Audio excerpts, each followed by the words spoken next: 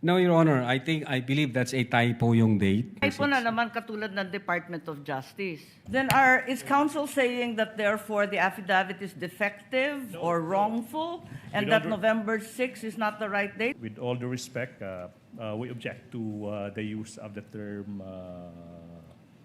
defective. Counsel, we shall await. Let the Yes. document speak for itself. Yes, Your Honor, please. If it's there. The witness is Yes, now it in the was the process. witness who said that it was a mistake, not me. No, it doesn't make the entire affidavit of investigation defective. No, I The- merely said the date was wrong because that's what he said. Yes, Your Honor. Senator Marcos, you may proceed, ma'am, when you're ready. Thank you very much, Presiding Officer. And Attorney Lontok, Yes, maupay nga pag-abot din Mapaya kulog, ma'am. aton Senado. Opo, ma'am. Okay, I'd like to affirm lang yung sinabi mo kanina na noong nangyari nga itong hating gabi na interview ni Vice President sa Zoom, agad-agad inorderan kayo, inonstructionan ng NBI na mag-imbestiga. Tama po yun? Hindi po, Your Honor. Sabado po yon, lunchtime, mayroon kaming meeting ako with the then Director Santiago. I think between 12 noon and 1 p.m. And then mayroong instruction na nanggaling kay Delta Santiago na, Jeremy, may kumakalat sa social media, may mga utterances na ginawa ang Vice Presidente. Imbestigahan natin. Since may cyber aspect ito, imbestigahan nyo na. Doon po nagsimula yon. Tama. So anong araw yon? Kasi andito sa inyong affidavit of investigation at yung sinabi ninyo na on even date. Ang tinutukoy mo ba yung November 23 din? November 23, ma'am. Kasi natapos ho ang Oo, live- gabing-gabi kasi yon di ba? madaling araw po ng alauna, ma'am. That's right. So, nag-meeting kayo kaagad-agad? Ganun ba? Hindi, ma'am. Hindi po kasi namin alam yun. Kailan kayo inutusan na mag-imbestiga? During lunchtime, nung may meeting kami ni then Director Santiago, pero iba ho ang iniimbestigahan namin krimen. Kailan kayo sinabihan ng DOJ na mag-imbestiga? Anong araw po? That same day, ma'am. Kaya nga, After. November 23. November pa rin. 23. Oo, pareho lang. Yun ang sinabi ninyo kanina nung tinatanong kayo ng counsel ng prosecution. Yan din ang nakasaad. On even date ang nakasabi sa inyong affidavit. Yes, ma'am. Okay. So, nag-umpisa na kayo. Kwento nga ninyo, 4-phase yung investigasyon. Nag-umpisa sa identification. Nagbigay kayo ng hash value. Nag-preserve kayo ng data. Pagkatapos nag-research kayo.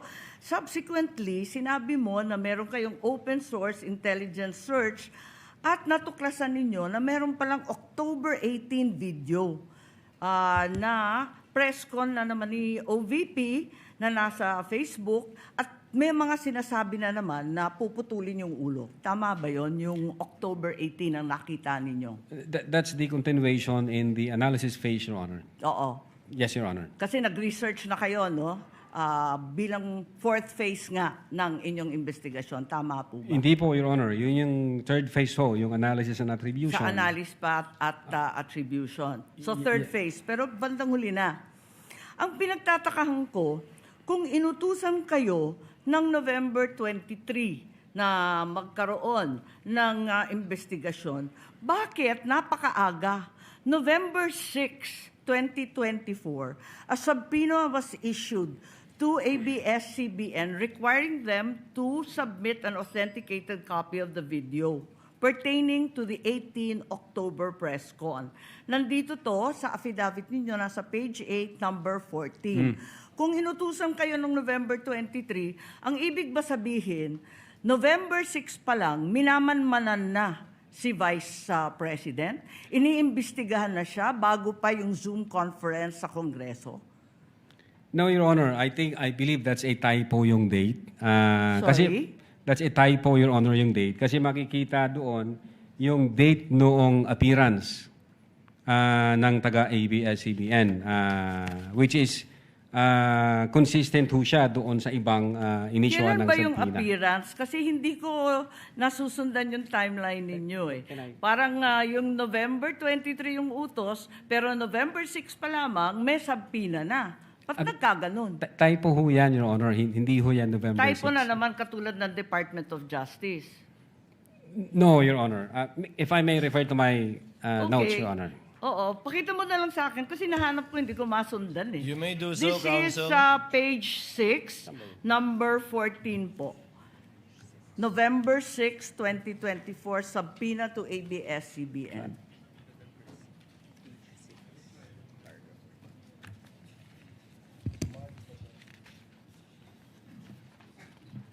Yung subpoena mismo. Yung subpoena itself. Yung subpoena itself. Wala naman yatang date na binibigay tungkol sa appearance ni Patria Morales at yung iba pang Meron po, taga-ABS. Your Honor, if I Pakituro lang have kasi the, hinahanap record po of the namin. subpoena.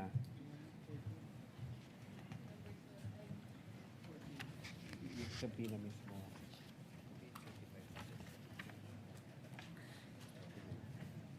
For information, the time of Senator Judge Marcos is over. Kindly. Yes, but he's still responding Of to course, the we same will wait for question the if you will response allow. first. Siya po yung matagal, hindi tayo. We're only counting your the questions that you asked, not the answer. Neither are we counting the waiting time for the witness to answer. I-check ko lang po, Your Honor, para Kasi yung mga sumunod na meeting, doon sa page 13, sa number 30 at sa mga sumunod, yung mga tinutukoy doon, yung mga media na nandun sa Zoom conference. Hindi naman siya yung ABS na humawak ng camera noong October 18. Iba naman yung mga tinutukoy doon eh. Attorney Lutok, Opo. the question of the Honorable Marcos is on page 6, paragraph 14. You said you sent a subpoena on November 6, 2024. Unfortunately, because the annexes are not part of the document marked, it's not here. So the question is quite clear. If it's a mistake, then what is the correct date of the subpoena? If I can see the real subpoena, Your Honor. Kindly talk to the mic, please. Yeah. If I can see the real subpoena, Your Honor, because the subpoena was signed by our Assistant Director for Investigation Service. As I said, unfortunately, it was not attached to your affidavit, and I doubt if it's one of those marked or pre-marked Wala. by the counsel for prosecutors. As he said and admitted earlier, he did not or they did not mark all of the annexes in your affidavit. Yes, Your Honor. If I may, check ko lang po, Your Honor, para sigurado ho.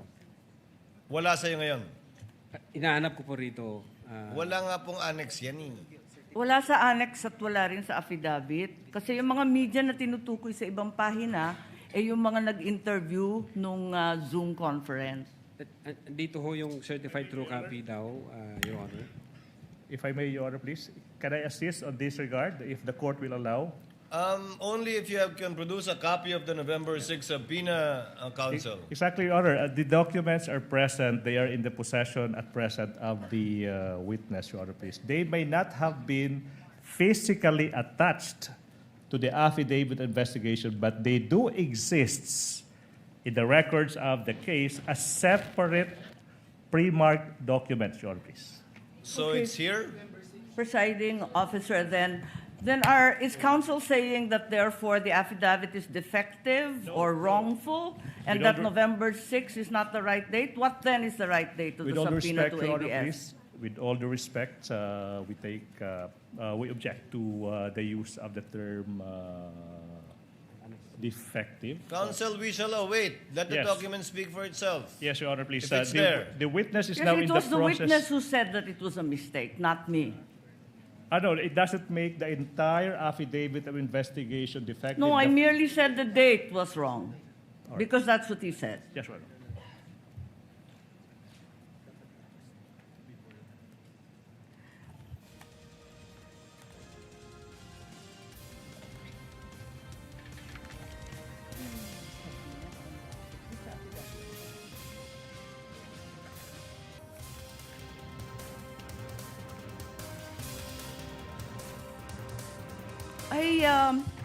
It's just been brought to my attention that, in fact, presiding officer, two documents were issued on November 6. Not only the subpoena to ABS-CBN, but further the affidavit of investigation regarding the October 18 press con. Can we please be clarified? as to these two documents which don't seem to appear in the affidavit nor in the annexes provided. Let's first wait for the witness to answer the first question, Senator Judge Marcos. Okay. Yes, Attorney Lotok. If I may, Your Honor. Ito ho, ang subpoena, Duces Tycom, yung date ho ng appearance niya is December 11. Appearance po. Ang tinatanong Appearance. yung date ng subpoena. Date Attorney ng Lotok. subpoena, Your Honor, is 6th day of November 2024, which I believe this is a typo kasi magkakasunod ho ito doon sa mga inisyuan namin na media personalities. Attorney Lotok, typo na yung affidavit mo? Typo pa yung subpoena? Hindi po. What are you typo looking ni- at? The subpoena or the affidavit? Dalawa yan eh. What are you looking at, Attorney Lotok? subpoena, Your Honor. So the subpoena is dated November 6. Okay. This- And the affidavit also is November 6. Dalawang typo carried over. Asan yung affidavit? Hindi ko pa nakita, ma'am, yung affidavit na November. Your 6. Ikaw affidavit ang says pumirma November eh. 6. Pwede patingin ako ng affidavit. Yung affidavit of investigation mo na binigay, pati I-check yung ko po, ma'am. amended, carried over din. Yung first draft na rineject ng DOJ, yung ikalawa, parehong November 6. Saan? Pirmado ninyo eh. Page 6, Counsel, paragraph 14 of his affidavit of investigation.